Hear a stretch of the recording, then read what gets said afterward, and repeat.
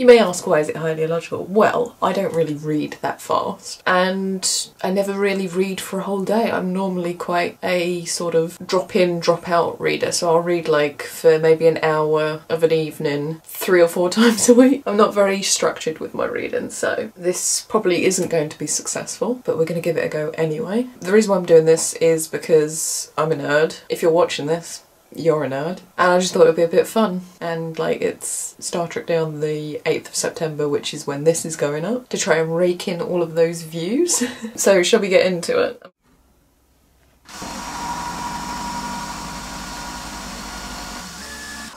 I've got a collection of vintage Star Trek books. I've chosen some of the smaller ones. So like this collection of actual like retellings of episodes is quite a short one, so I'll be reading that first, and I probably will finish this, so at least I'll finish one book in this readathon. Then we've got Vulcan, which apparently this one has been critically panned on Goodreads because apparently it reads like fan fiction. The female character in the book hates Vulcans, so like, is it enemies to lovers with Spock? I need to know. I need to know. So that's number 2 on the list. Then these ones I will then pick up whichever one I fancy. So I've got the Planet of Judgment, Spock Messiah, Corona, the Entropy Effect. I think this, someone dies. Yeah, I might have to read this one as well as number 3 because it's about space travel, time travel. This one I definitely want to get started on. Doctor's Orders, because it's Bones taking over the Enterprise. Like, yes.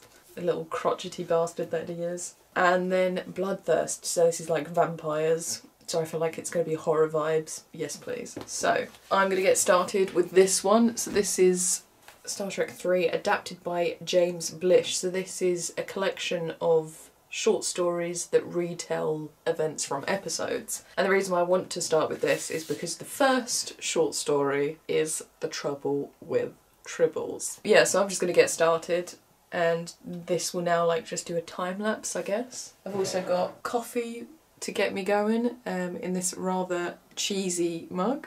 I think this is a hazelnut latte. Let's get started.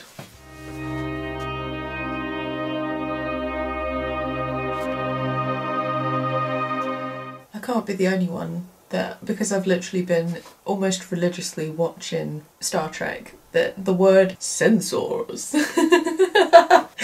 and oh god, that word is forever changed for me.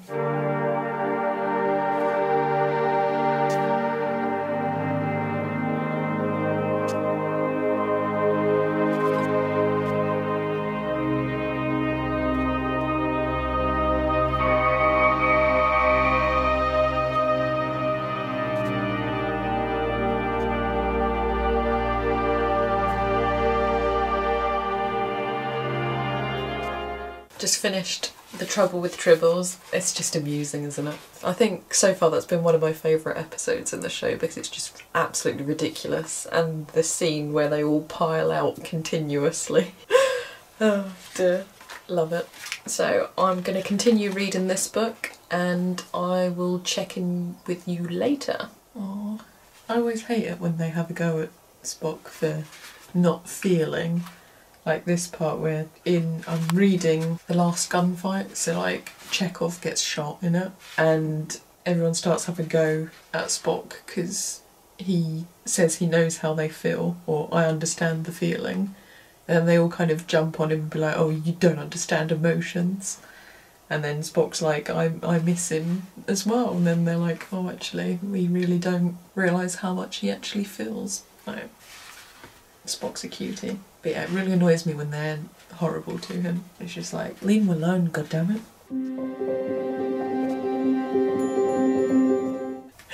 This is different to the episode. They test like an anaesthetic that is a gas, but in this, Spock throws a dart and it hits Scotty in the bottom. What? And Spock calls it a prime target.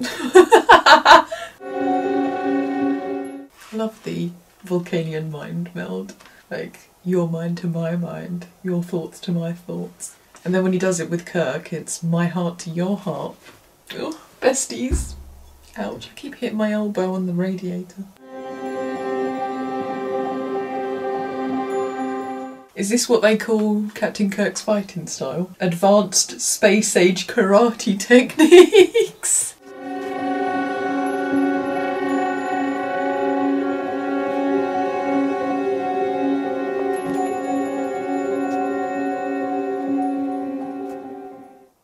Don't mind me, just had to change because it got a little bit chilly.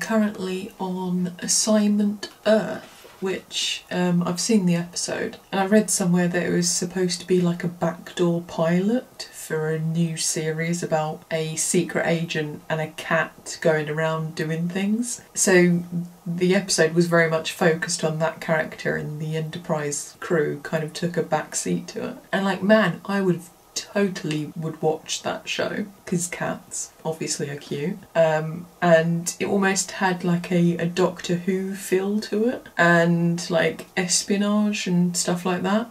How cool. Why did it not happen? But yeah, that's a shame, like a kind of missed opportunity there.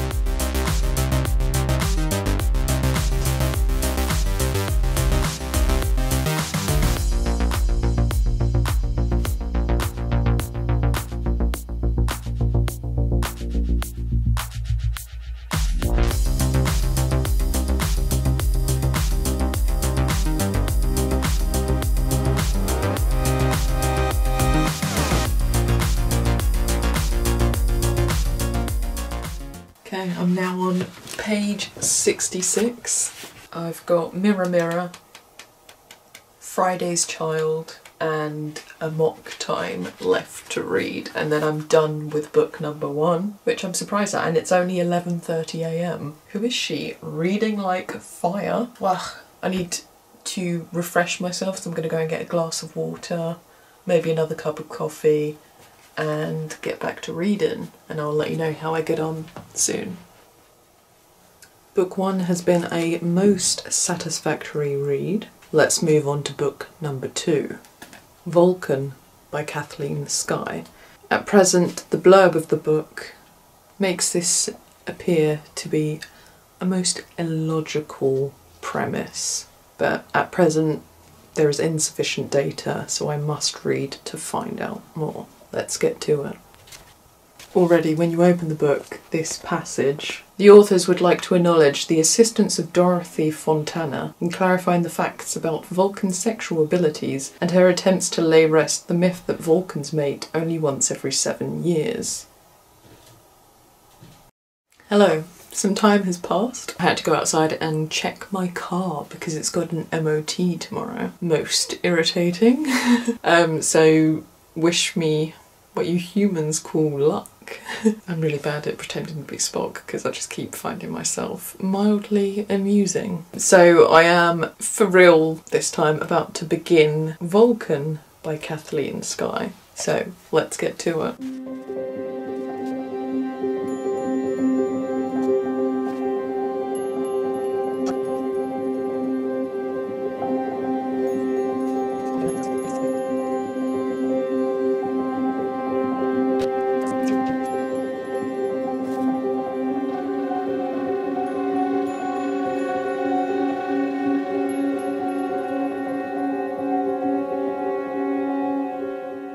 Halfway through the challenge and I am now blinding myself in order to try and create the purpley pink background lighting, and I have no budget, I have no lighting, so it's just not happening. I've literally got lamps with tissue paper on them and then a 10-hour screen on my screen, and then I needed a light to come this way, so my phone is resting against my camcorder to try and pick out my face and then create the pink background. Is it working? Yeah, kind of. Can I see a thing? Absolutely not.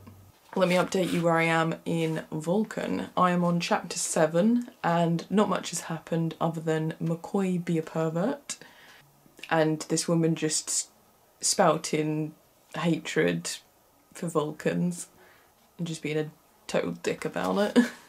It's a bit crap. But I knew that going in. I don't know why I'm doing this to myself, to be honest. I thought it'd be funny. And it is kind of amusing, but in like a ridiculous way. I don't know if I'm going to do a time lapse because this is probably like burning so much energy just doing this couple-minute update. So you will probably see me tomorrow. I will sleep tonight because I'm not like that much of a hardcore completionist. So I'll probably go to bed at like 11, get up at 6 maybe, and then I'll have 3 hours to kind of push on through to the 9 o'clock mark because I forgot to announce earlier in the video that I started the challenge at 9 AM. I don't know why I managed to forget such a important piece of information. Thanks if you've watched this far. Don't quite know why I'm doing this. This is so niche. I'm probably going to lose half of my subscribers because of this. Oh well. I'm literally, I don't know what it's called when you have like a bright light and it just kind of burns into your retina. I've got loads of those. It's like a little fucking supernova in my brain. Hey everyone, and welcome back. Well, you're still watching the same video. It's now the following morning and I've got 1 hour to go. And I haven't finished Vulcan, but I think I've got like 70 pages left. Or maybe 55 pages left. So I'm going to see if I can finish that within the hour. I did make good time with it yesterday actually, like after I stopped recording. Let's get this finished. Can I do anything without coffee? The answer is absolutely not. This one's sweet vanilla. It smells really nice, but it's not as nice as it smells. But it's still nice.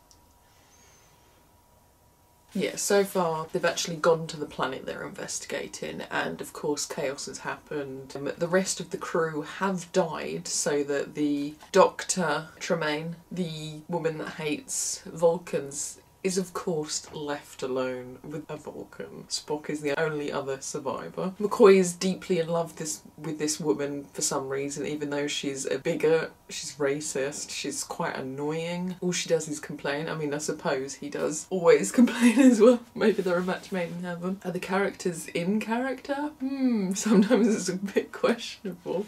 But yeah, like nothing absolutely ridiculous has happened yet. But there's still time for that.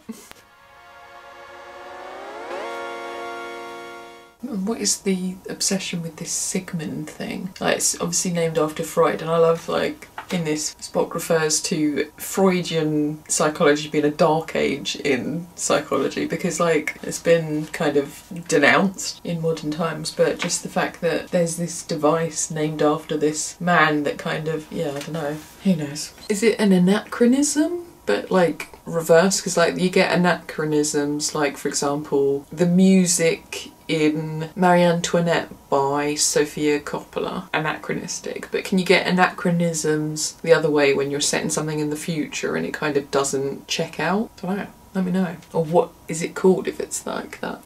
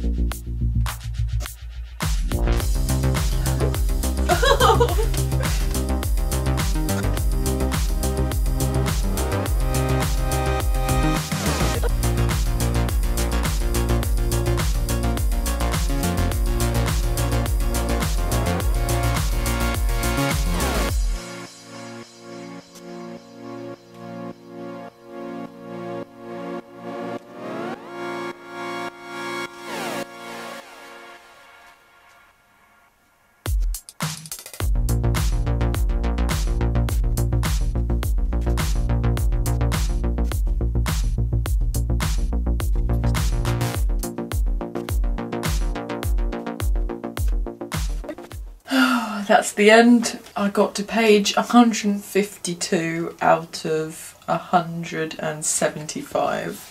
Oh, so close to the end. And then I could have said I've completed 2 books in 24 hours. What have I learned from this experience? That I'm not very good at readathons. It's been fascinating, but ultimately, I don't know, a bit much. Ratings for this book, this was basically just a bit of fun, like rehashes of episodes. There's like bits missing out of them to make them shorter. What was the best story? Probably The Trouble with Tribbles. Though the episode is much better because just the visual gags in that episode are just brilliant. Like Kirk's face when he has to move Tribbles off of his chair, when he gets completely swamped by them. Yeah, it was quite a fun little read. And then this one, it's very amateur. Like, I don't quite know how this got published. Like the writing, there's loads of typos in this. The story is okay, but just the repetition of the character being annoying is just annoying. It's not as ridiculous as I thought it was going to be. Like when I read the passage in here, I mean I haven't finished it so there's still more time, but I thought it was going to be basically like bordering on erotic.